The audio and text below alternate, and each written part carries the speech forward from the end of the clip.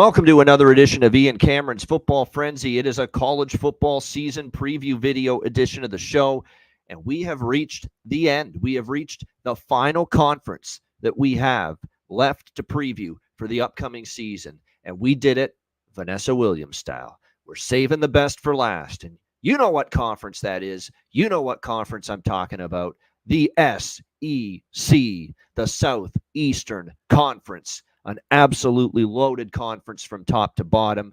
A new look SEC this season as we say hello to the Oklahoma Sooners and we say hello to the Texas Longhorns this season in the AAC.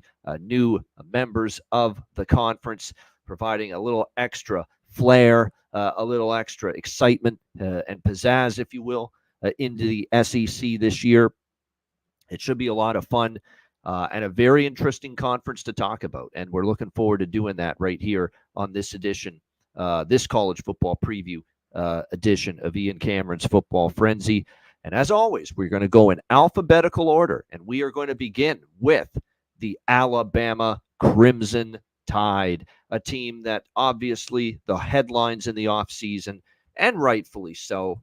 You're talking about probably the greatest coach and the head coach in the history of college football in Nick Saban, and you're talking about trying to replace someone of that magnitude.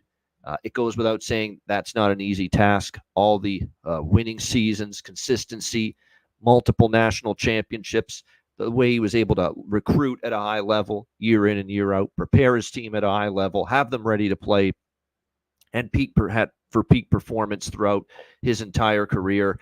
You give him all the credit for that, but I think there's few too many people concerned that Nick Saban is gone, because I don't know if you can possibly make a better hire to replace an all-time great head coach than what Alabama did in tabbing Kalen DeBoer as the new head coach. Kalen DeBoer just did a phenomenal job at Washington.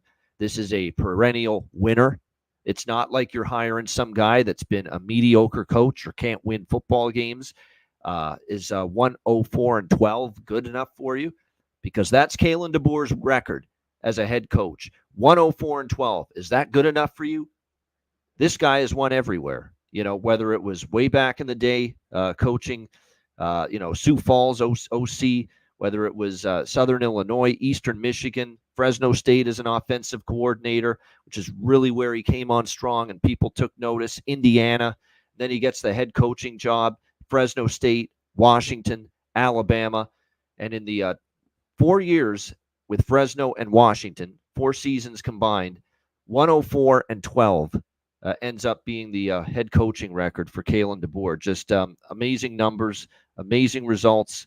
And again, some of the head coaching numbers that you see with Kalen DeBoer were with Sioux Falls way back in 2005 to 2019. So if you include that tenure that he had as a head coach with Fresno and with Washington, when he was the head coach of those two programs, 104-12.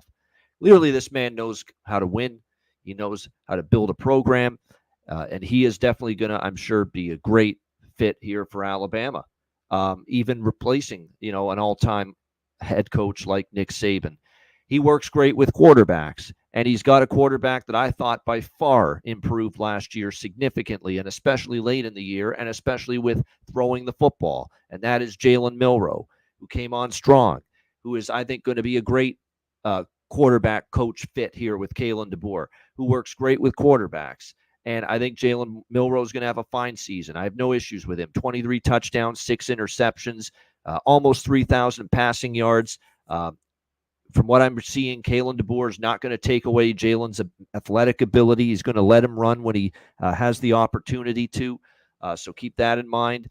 Now, they do have a few running backs to replace, but they like what they have still here at Alabama in the cupboard.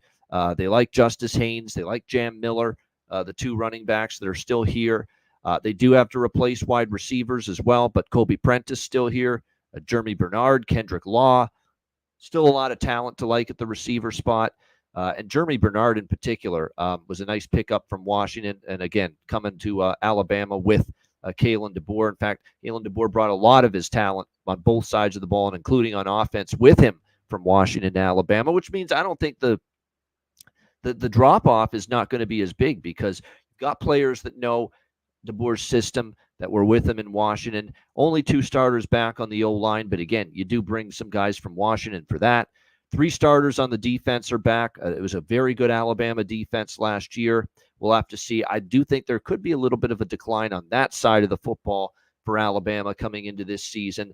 It's not a defense that I think is going to be able to replicate the 19.7 points per game. The offense is going to be fine. You have an incredibly gifted offensive-minded head coach in Kalen DeBoer. You bring in, of course, the offensive coordinator that Kalen DeBoer is going with here at Alabama is Nick Sheridan. He also comes over from Washington, his coaching staff there. So it's a seamless transition. And I love the Kane Womack hire as defensive coordinator. A little surprising he would decide to go from being a head coach somewhere to a defensive coordinator somewhere else. You know, he stepped down as South Alabama head coach to become the DC here at Alabama, but it's a great hire. He's a great defensive coach. That's why even though early in the season, the Alabama defense might struggle a bit, I think you're going to see them get better as the season goes on with Womack leading that defense from the coordinator spot. As you can tell, I'm high on Alabama. You're finally getting some value with them in their win total this year. You're also getting some value with Alabama this year as far as to win the SEC, which we don't always see and have rarely seen in the past, getting legit value in the betting markets to bet this team because of the fact that now there's some changes and Nick Saban retires. I still think Alabama is a dangerous team. Like I say, I like them to go over their win total. Will it be easy? No. The SEC is a meat grinder. We know that. Nothing is going to come easily for the Crimson Tide in this conference. But I do think still there's a football team that's not going to have very little, that is going to have very little, if any, decline. Over 9.5 wins, I like it, plus 100. I think they can still be a 10-2 football team. I still think they've got a chance to win the SEC, and I know you're going to hear people talk about Georgia and Texas, and to a lesser extent, Ole Miss, LSU. Their names will be thrown in there, but let's not forget Alabama. Plus 450 is great value, outstanding value. They're very capable of winning this conference. I like them to win the playoff. That might be the best bet of them all. Alabama at around even money, plus 110 to make the playoff, which, look, 12-team playoff now. Even if they lose a couple of games, they're going to get the benefit of the doubt being in the SEC, and they could still make the playoff with a couple of losses. So, yeah, definitely like that. Most of all, actually, is that bet on Alabama to make the playoff at even money. All right, we move along now. It's the Arkansas Razorbacks. And, yes, big pressure on Sam Pittman this season. You factor in that Arkansas, it's definitely a step back here for the program. Last year, only 4 wins. They end up seeing KJ Jefferson leave and head to UCF. And that means you're going to have a new starting quarterback here at Arkansas this year. Talon Green comes in, transfer from Boise State. I have mixed feelings about Talon Green. Not exactly fluid throwing the ball consistently. Great athlete, can run with the football. There's no denying that whatsoever. But he does have to work on his accuracy, does have to work on his pocket presence a little bit. We'll see if he can do that. And we'll see if, how about this as the new OC, if Bobby Petrino, there's a blast from the past, Bobby Petrino back at Arkansas once again, this time as the offensive coordinator, if he can get the kind of results from Talon Green and this offense that the Razorbacks think that they are capable of. You look at the rest of the offense, it looks like Jaquindon Jackson and Rashad Dubinian are going to take over as the 1-2 running backs here. They have all their top receivers back from last year, which is good. Andrew Armstrong, Tyrone Broden, Isaiah Sategna, all returning. Only 2 starters back on the O-line, though. 4 starters back on defense. This defense did struggle last year, almost 30 points per game. 5 transfers expected to be brought in to help shore up this defense. It's a big wild card. Like, there's no question about that. You don't know if these guys are going to gel together, how quality they're going to be. And then you look at the schedule for Arkansas. It's very difficult. It's a brutal schedule. You look at what they have in non-conference play. Oklahoma State, not going to be easy. Now, Pine Bluff, they'll win. UAB at home, they should win. But then they get into conference play, and you got A&M, neutral site, tough. Tennessee, tough. LSU won't be easy, even though I still have questions about their defense. Ole Miss, Texas, at Missouri to end the year. Missouri's going to have a good team coming off a great year last year as well. That's a very, very daunting schedule. You understand why the win total for Arkansas is down in the 4.5 range. I can't bet it over. I'm not ready to believe that this team is for sure 5 wins on that schedule. So I lean under 4.5, and I think the jury to me is still out too on Talon Green. That's another thing that would probably prevent me from looking at anything strong with Arkansas in a positive heading into the season here. All right, next up, we've got I also do think Arkansas could be a bit of an over team this year. I think the defense is still going to have a tough time. Petrino, usually with his offense, they play with a little quicker pace and tempo. And if Green does indeed, play better than I think, then this team could be involved in some shootouts this year. Auburn Tigers next up. I don't know if this team will be involved in some shootouts. Peyton Thorne is back at quarterback. Wasn't really impressed with him last year. Too many interceptions, pedestrian numbers. Didn't even crack 2,000 passing yards last year. Jarquez Hunter back at running back. They lose pretty much a majority of pieces from last year at receiver, although they do love this Cam Coleman that they brought in, one of the top recruits at receiver in the last signing season. 2 starters only, though, back on the offensive line for Auburn. That is definitely concerning. 3 starters back on defense, which was actually respectable last year, and that you're probably going to be starting a little bit over as far as that side of the ball goes. So the offense is questionable. The defense definitely I don't think will be as good. And then you look at, and I love Jarquez Hunter. He's going to be a great running back. Win total 7.5, though. And you look at this win total or you look at the schedule for Auburn. Yes, they should beat Alabama A&M, can beat Cal at home, can beat New Mexico at home. Then it gets tough. Arkansas, Oklahoma, Georgia, Missouri, Kentucky. Vanderbilt could be a win. Monroe should be a win. A&M and Alabama probably not at the end of the season. This team is going to have to go 8-4 or better to win to go over that win total. I don't think it's going to happen for Auburn. I like them under 7.5. I just think there's a lot of teams that are further ahead and in better shape in this conference than Auburn. So yeah, for me, it's under 7.5. And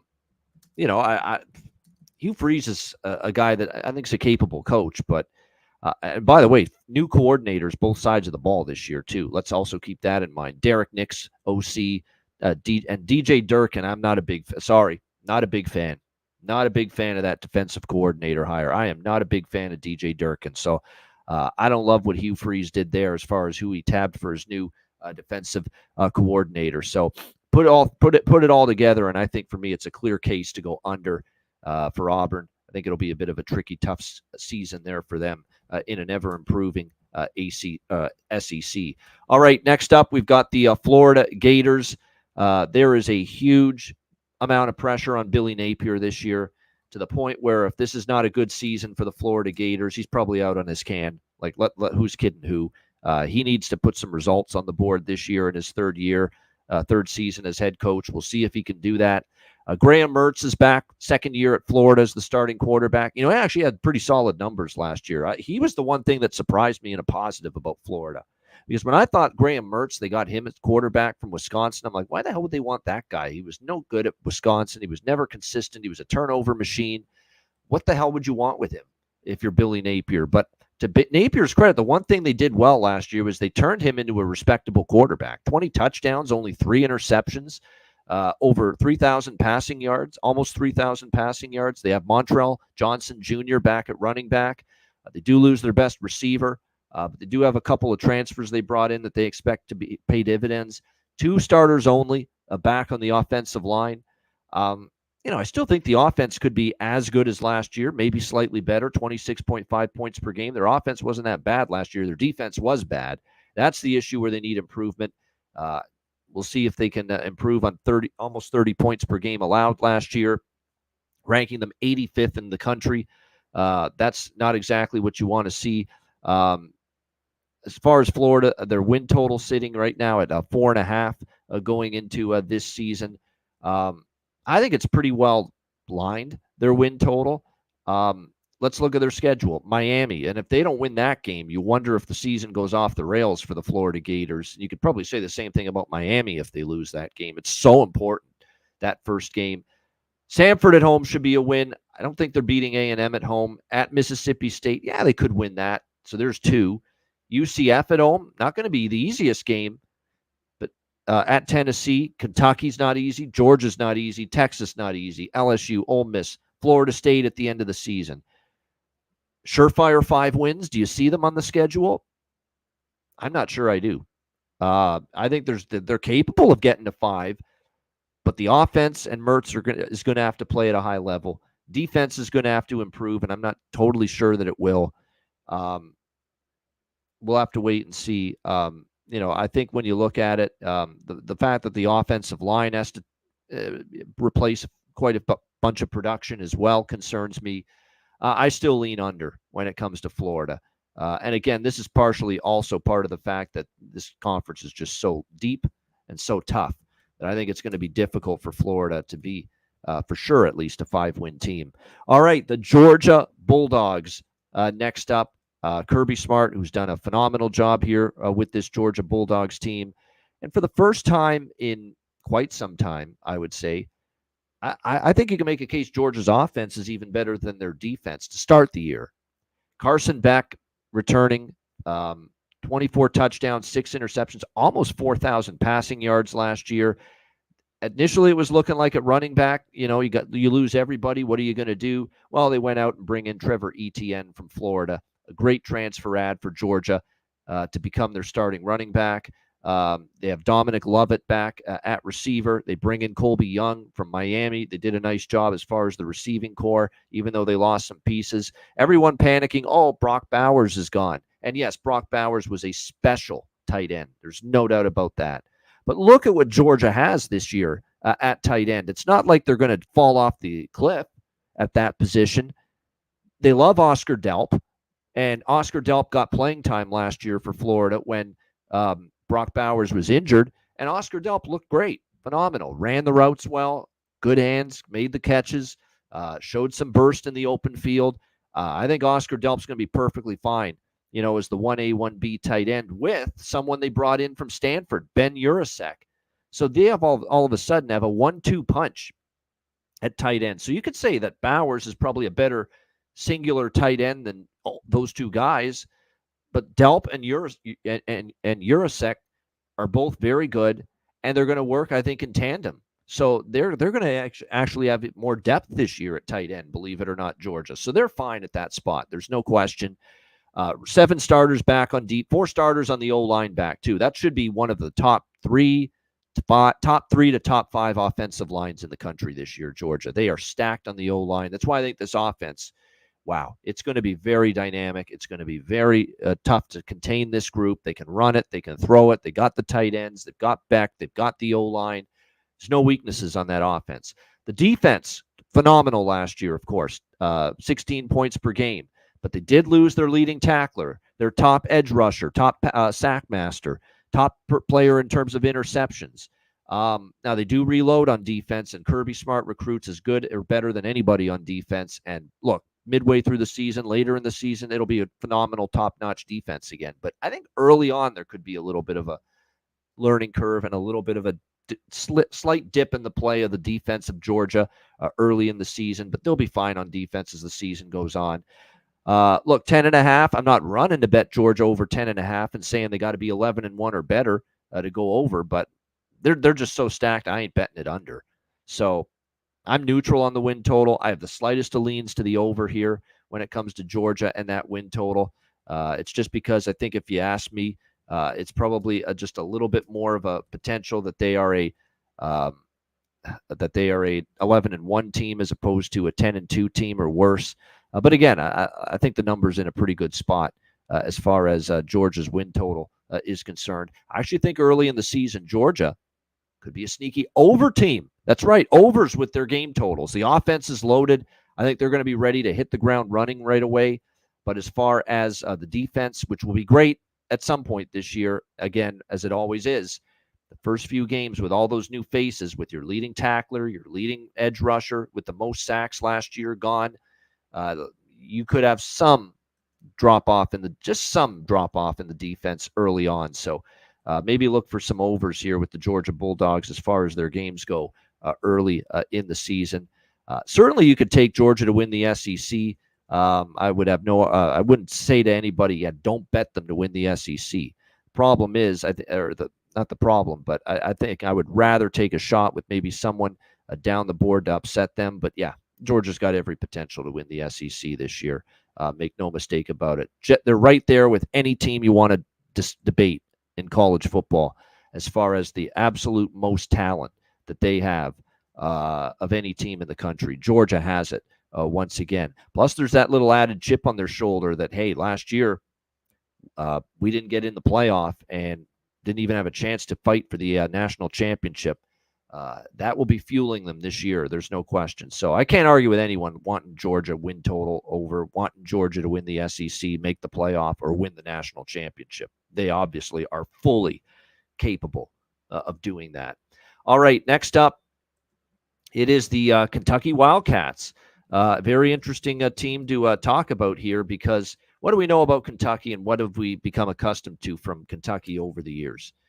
Pretty good defensive team. It's not always pretty and easy for them to score points.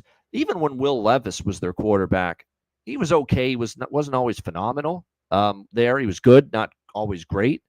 But Mark Stoops has done a nice job. You look at what he's gotten from this program: 7 wins last year, 7 wins 2 years ago. It's been pretty consistent. 2019, 8 wins. 2018, 10 wins. They've been consistently a 7-win team more often than not, 7 or more wins, Kentucky.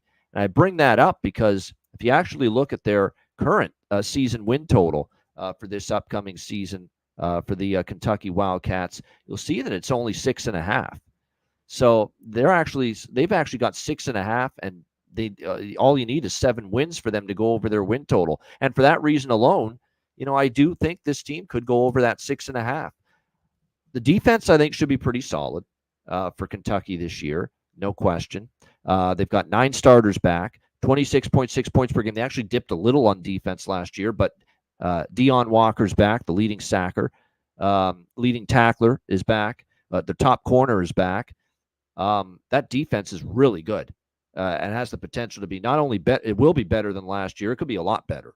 As well. What are you going to get on offense? That seems to always be the question with Kentucky. They do have 3 starters on the O-line back. Dane Key, their top receiver's back.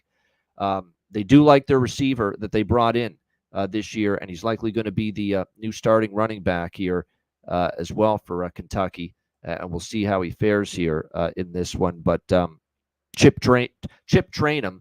Now, I do believe he's battling an injury right now to begin the season, broken hand.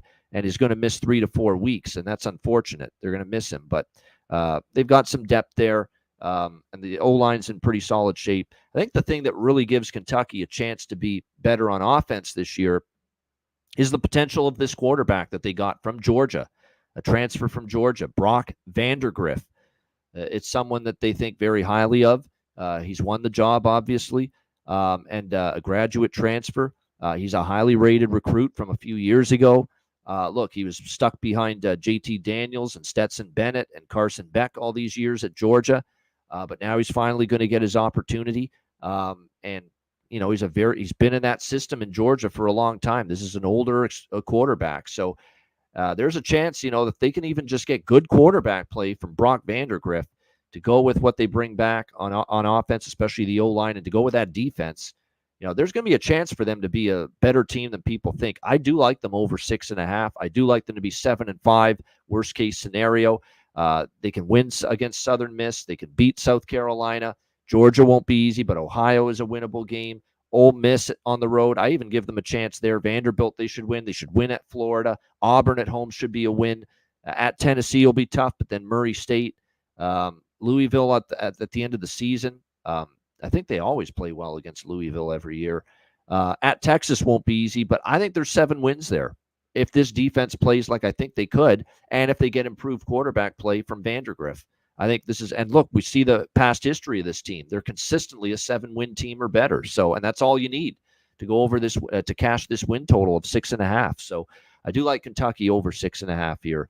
LSU Tigers next up. You lose, obviously, a generational talent quarterback, just amazing. Carried this team on his back last year. Jaden Daniels, when he had zero defense to help him out, he just did an incredible job. Heisman Trophy winner. Heisman Trophy winners don't grow on trees. That being said, you're not going from a phenomenal quarterback to a stiff. You're not going from a phenomenal quarterback to a terrible or below average quarterback. Garrett Nussmeier should be very good. He's been in this system for a while. He's very experienced. He's an older guy. He played well in minimal duty last year. He was great in the bowl game for LSU. The top two receivers are gone, but Kyron Lacey's back, and he's still very explosive. They bring in a couple of really nice transfers, so I think they're fine at receiver. Josh Williams is expected to be the new running back. 4 starters back on the O-line. You like to see that. That offensive line should still be very good like it was last year. Nussmeier in that offense, I think, can keep humming. Now, I don't know if they're going to put up the point average that we saw with Daniels, and Nussmeier doesn't have the mobility and the escapability in the pocket that Jaden Daniels did. But Garrett Nussmeier, make no mistake about it, is very capable. He can play. And I think you're going to see him do a fine enough job here for LSU, where I don't think their offense is going to drop. It'll drop a little. It's not going to drop like crazy. I still think this is a very good, dynamic, explosive offensive team. The question is, of course, the defense, which was a sieve last year. They were embarrassing at times on the defensive side of the football a year ago. 5 starters back. Major Burns, their top tacklers, back, which is good to see, but there's still big-time question marks with this defense. I'm going to have to see the improvement before I'm ready to jump on board and believe it, especially early on. Have to see the offense pull pull things along for LSU until that defense gets better. The bottom line is this is Brian Kelly. Not the biggest fan. He hasn't been able to win a shit ton of big games either. And if you're in the SEC, you're going to have to play some big games. USC is not a cakewalk that first game in Las Vegas. At South Carolina, they're a better team. UCLA, they should win. I'll give them that. South Alabama, they should win. I'll give them that. But Ole Miss, Arkansas, they probably should win too. But Ole Miss, A&M, Alabama, Oklahoma at the end of the year, Florida and Vanderbilt, they can probably win, but I don't know. You're asking this team to be 10-2 to go over the win total? It's 9.5. No, not with that defense. No, I don't trust that defense enough. Will they be better? They can't be worse. They have to be somewhat better, but I don't know if they're going to be leaps and bounds better. And I still think they're going to have a tough time when they play the better offenses and quarterbacks. So I am not asking LSU, that defense, nor Brian Kelly, to win 10 games for me. If it 9.5, it's heavily juiced, but under for me when it comes to LSU. All right, next, and I still think they're going to be an over team early in the season because I'm not sold that defense is going to just flip the script right away. All right, next up, Ole Miss Rebels, the Lane Train. Can he keep things going here at Ole Miss? The only thing Lane Kiffin is missing is just that one season where he really goes above and beyond. Now, I know they went to a New Year's 6 and they beat Penn State 38-25. 11-2 was a pretty good season for Ole Miss. But there's still people inside that program, fans of the team, fans of the program, that believe he's capable of winning a championship. I'm not so sure about that. But it's like, how much more do you want from him? Because is this a team capable of winning a national championship in the SEC? That's up for debate. It's not easy. What he's got is Jackson Dart, who, to me, last year, I thought he played better later in the year. The numbers look good, 23 touchdowns, 5 interceptions. He can run, he can throw, 3,500 passing yards almost for Jackson Dart. Ulysses Bentley IV is expected to be the starting running back this year for Ole Miss. We'll see how that ends up playing out. This is a guy who started his career with SMU, back now for another season here with Ole Miss. Trey Harris back at receiver. Antoine Wells Jr. Picking him up should help. 4 starters on the O-line. I mean, the offense should be really good. They were good last year, over 31 points per game allowed. The defense was a bit, well, I shouldn't even say it was a big problem. The defense was respectable last year, but only 4 starters back. There's a lot of transfers that are going to be filling out the rest of the defense here. and a lot of them are highly recruited, highly touted, good players that were really good defensive players elsewhere. The talent's there. Will the chemistry be there on defense? That's the big question. I like the roster. I like the talent. Can they go over 9.5 wins again? Am I ready to ask Ole Miss to be 10-2 or better, considering the schedule? Well, if you actually look at the schedule, Georgia's on it. But other than that, it's not the worst schedule. You got Kentucky, South Carolina, LSU, Oklahoma. That'll be tough. Arkansas, Georgia, Florida, Mississippi State on this schedule. They are not going to beat Georgia, in my opinion. I think Oklahoma will be a tricky game, so there could be 2 losses right there. But is there a for certain third loss? Furman, Middle Tennessee, Wake Forest, Georgia Southern. Kentucky could be that game because I think Kentucky could be a little better than people think. But I think it's tight. I think you could say 10-2. I think you could say 9-3. I think that's right around where Ole Miss is going to end up. Their win total is 9.5. So from my standpoint, I'm not really bullish on the over or the under with Ole Miss. I think they're well priced. All right, next up, we've got Mississippi State, the other team, of course, in the state. We'll have to see what becomes of this Mississippi State team because clearly, since Mike Leach passed away, rest in peace, one of my favorites, gone too soon, of course.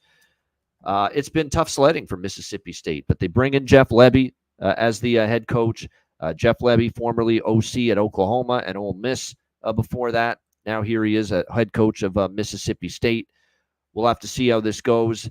There's nobody back on offense, not a single returning face on the offensive side of the football. Quarterbacks, running backs, receivers, O-line. That's a problem. Now, they do bring in Blake Shapen from Baylor, transferring over as new starting quarterback. We'll see how he fares. Keep in mind, his numbers look pretty solid at Baylor. You're going to be facing a tougher schedule and a much tougher conference here. We'll see how it goes for him.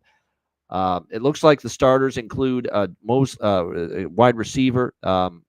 Again, new faces there, but there is some talent at receiver. There's only 2 starters back on defense. So think about this. There's no starters on offense. There's 2 starters back on defense. So you talk about new faces galore, devoid of returning production, coming back for the Bulldogs this year. It's going to be tough sledding. That defense was below average last year.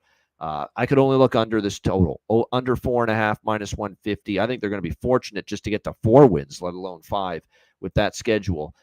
Florida, Texas, Georgia, Texas A&M, Arkansas, Tennessee, Missouri, Ole Miss. That's a very tough schedule that they've got to deal with. Keep in mind, they also have to play Arizona State and Toledo in non-conference play as well. Nobody back on offense. Like I say, they've got a new schemes, new head coach, new coaching staff overall. I think it's tough to ask this team to be 5 wins or more. So for me, it's under 4.5. And another thing, too, where are they going to go with the offense? I mean, another thing that they screwed up with Mississippi State after Leach passed away is they changed the air raid on a team that they recruited players to play the air raid.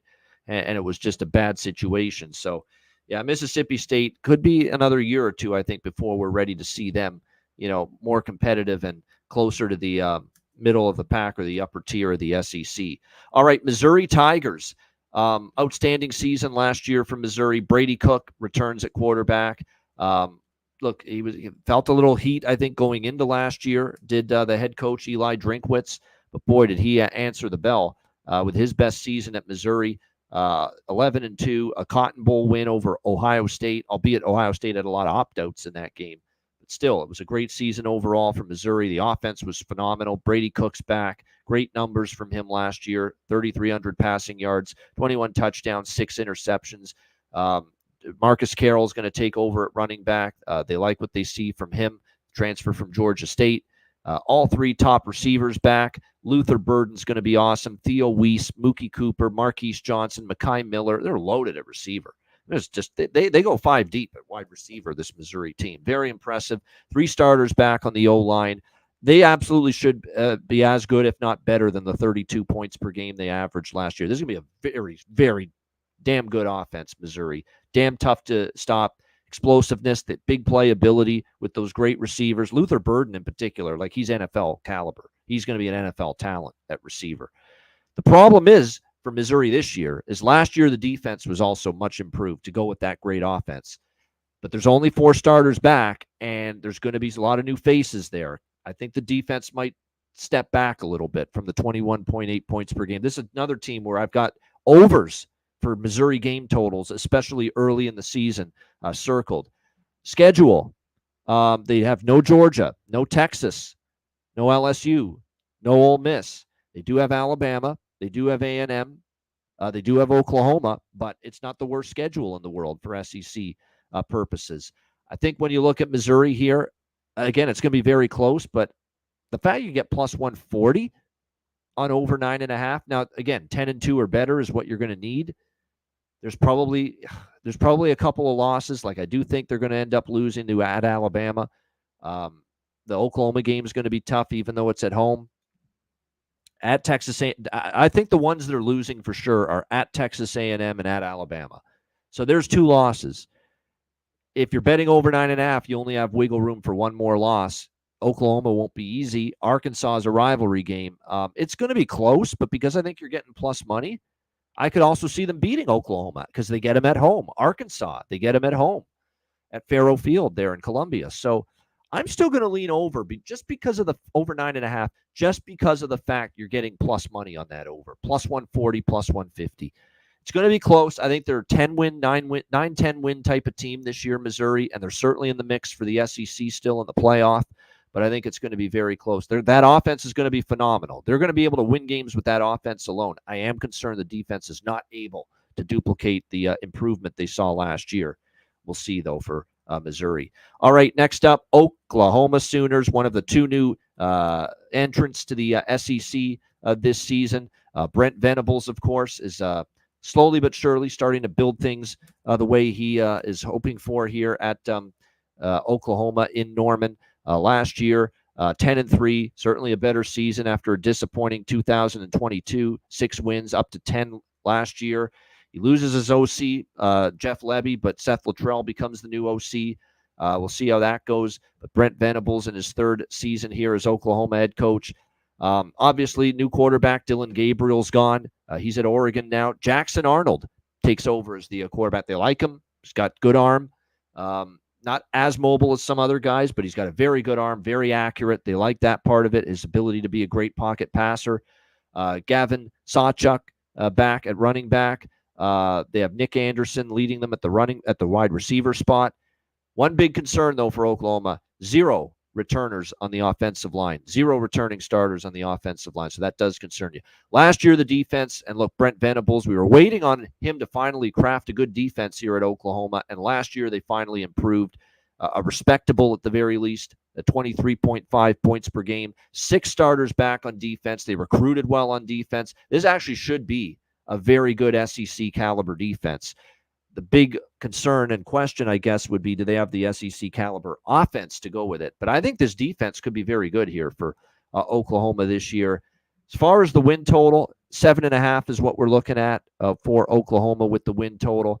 When you look at the schedule, it's absolutely positively challenging and very, very brutal, very tough at times. You've got Tennessee. You've got Texas. You've got Ole Miss, South Carolina, Missouri on the road, Alabama, at LSU. I mean, it's a very challenging schedule. Can they win some of those games with that defense? Yeah, they probably could. But what's Jackson Arnold going to be like? That's going to end up being the big question. There's just a lot of coin flips in some of these games for Oklahoma where they could go 9-3, 10-2. They could also go 7-5, and if things really go poorly, they could go 6-6. I don't think it's going to be because of the defense that they go poorly. It's going to be, can Jackson Arnold play well, and can they cobble together an offensive line with any kind of strength and any kind of ability, considering you're starting completely from scratch this year along the offensive line. So those are the questions for Oklahoma. I would slightly lean under their win total. First year in the SEC, I don't think it's always great to be expecting the best for a team that's been used to the Big 12. And look, you're not playing, Baylor anymore, or some of these weaker Big 12 teams. Schedule is tougher. You're in a bigger meat grinder. It wears you down more playing an SEC schedule. So I'm going to lean under. I don't have a strong opinion on the Oklahoma win total, but I would lean under 7.5 with it. All right, next up, South Carolina Gamecocks. We've got, of course, Shane Beamer still here. New starting quarterback, Lenoris Sellers. They like him. We'll see, but the reports out of South Carolina is this guy impressed in spring and fall camp. We'll see, but they seem to like what they've got in him. We'll see if that leads to success on the football field. You look at the rest of the offense for South Carolina. Great addition of Raheem Sanders from Arkansas, transfer now coming in at running back for South Kakalaki. Very nice addition for this team. I think that was a great get in the portal by Beamer. They got some people to replace a receiver, so that's something to watch for. 3 starters on the O-line back, that you like to see. Defense, not bad last year, 26.8 points per game, especially because the offense was kind of up and down, had to be on the field a lot. That's respectable, and they could improve because they have 6 starters back, top tackler back as well. That's a good thing. I honestly think this team on paper, when you compare it to last year's edition of South Carolina, they could actually be a better football team. Question is the schedule going to allow them to be better? 5 wins last year. Their win total this season, South Carolina, 5.5. So we're only asking them to be 1 win better than last year. And on paper, they look like they might have a better team. We'll have to see if Sellers plays well. I'm willing to say that, maybe they are going to be a better team for sure. But you look at the schedule that they've got, after their opener against Old Dominion at home, they have to go to Kentucky, which won't be easy. LSU won't be easy. Akron, obviously, they win. Ole Miss at home is not easy. At Alabama, at Oklahoma, versus Texas A&M. That's a gauntlet. That really is. Then it does lighten up at Vanderbilt. Home to Missouri's tough. Home to Wofford. And then at Clemson at the end of the season. So, wow, that's pretty challenging. Am I willing to guarantee that this team can win 6 of those games? I'm not so sure. I give them Old Dominion. I'll even give them LSU because I think the LSU could lose a game like that. Akron, there's 3 wins. Ole Miss at home, I don't know if I'm willing to give them that. I'm not giving them any of at Alabama, Oklahoma, or A&M. So there's still 3 wins right there. At Vandy should be 4 wins. Wofford's 5 wins. It's going to be, can they win at home against Missouri or can they win at Clemson?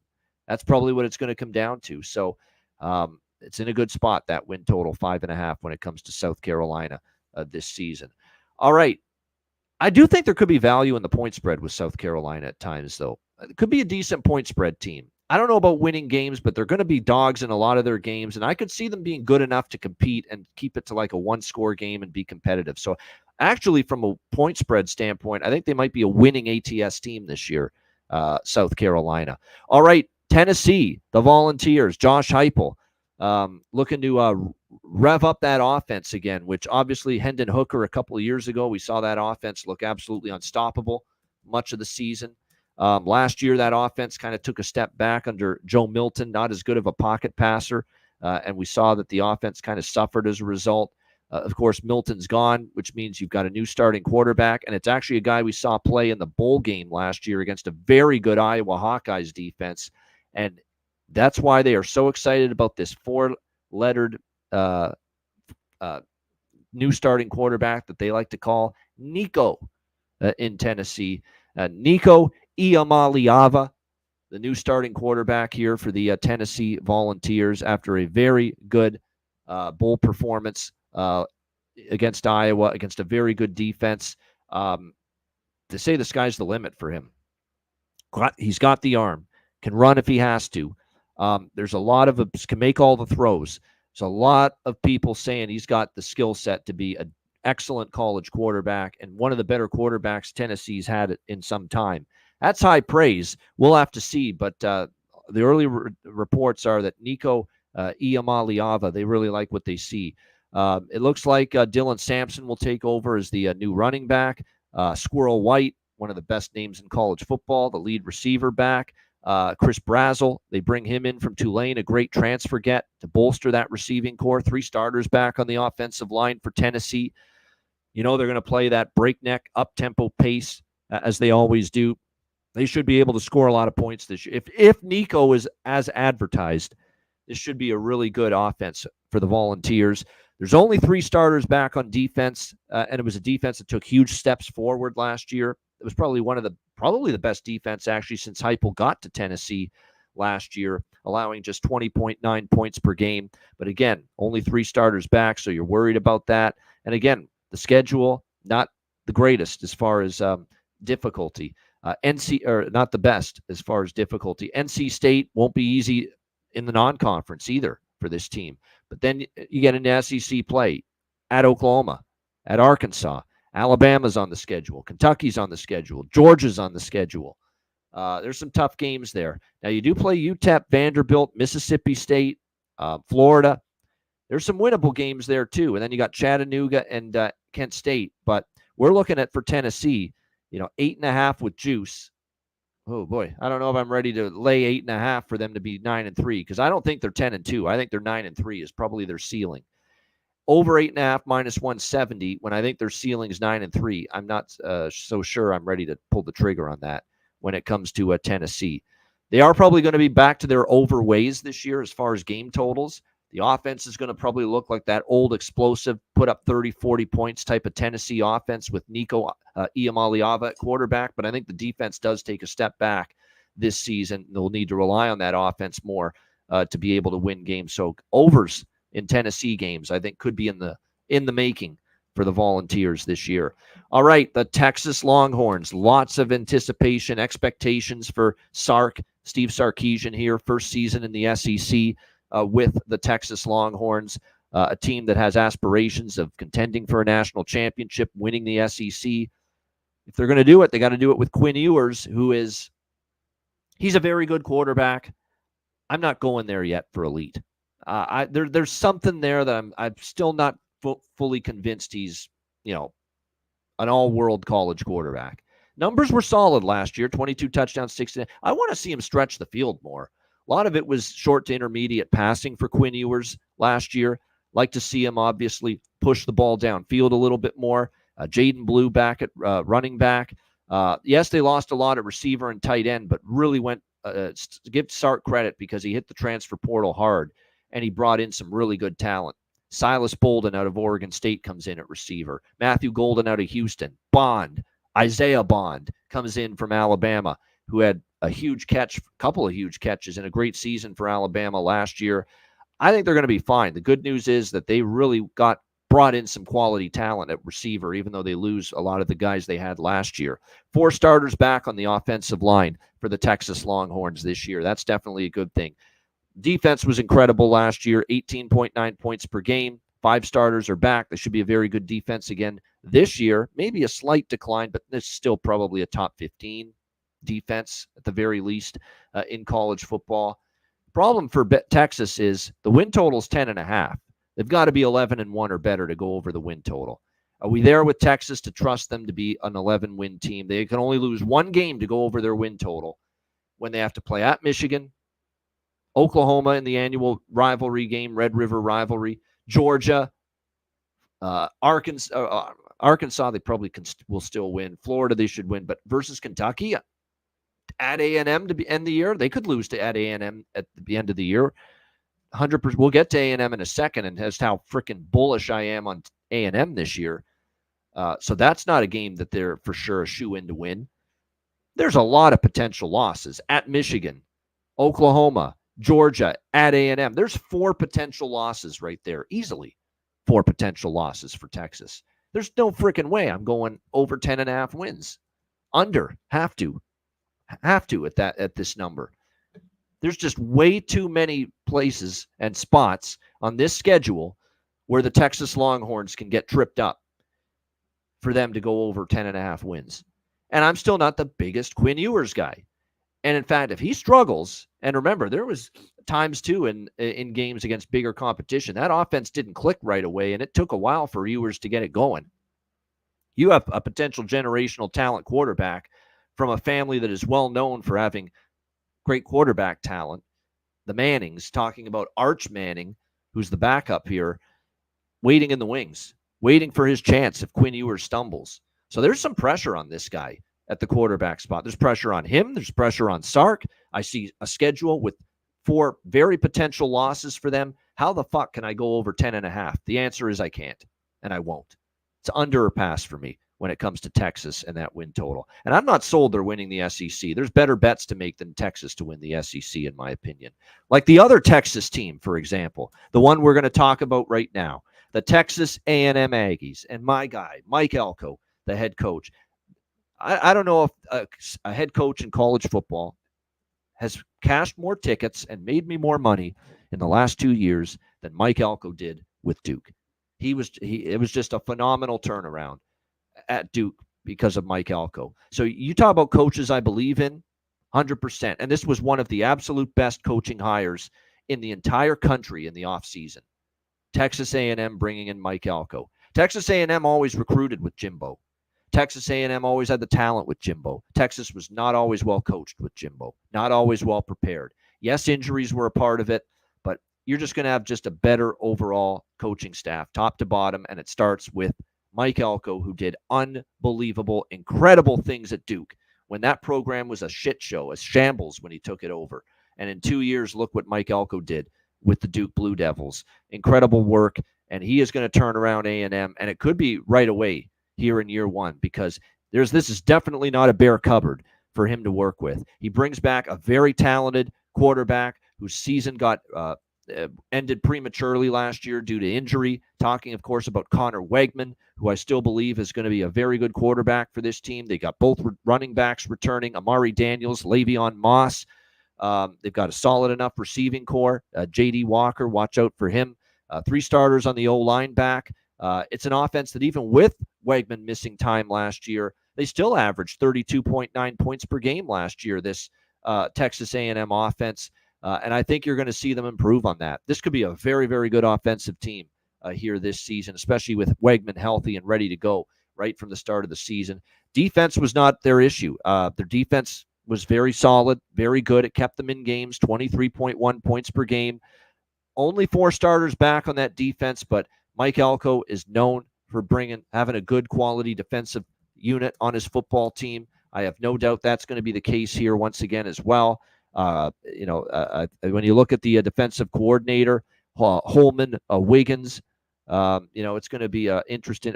Jay Bateman. He's the offensive coordinator. Jay Bateman comes over as the defensive coordinator, worked under Billy Napier's staff. And like I said, Elko just does a great job of bringing good, crafting a good defense most years. Look at what he did with Duke's defense. Duke couldn't stop anybody, and then Elko gets there, and they're a respectable defense again. So even though there's only 4 starters back, I still think this is going to be the potential to be a good defensive team. I absolutely love A&M this year. They're one of those teams that's bubbling under the surface. They're not getting the attention that Georgia is, Alabama, Ole Miss, LSU, and I think they're just as dangerous as all of those teams. Well, I don't know about maybe Georgia, but they're just as dangerous as Alabama and all the other teams trying to knock off Georgia. I like over 8.5. One of my favorite win totals. I think A&M to make the playoff at a plus price. A&M to win the SEC.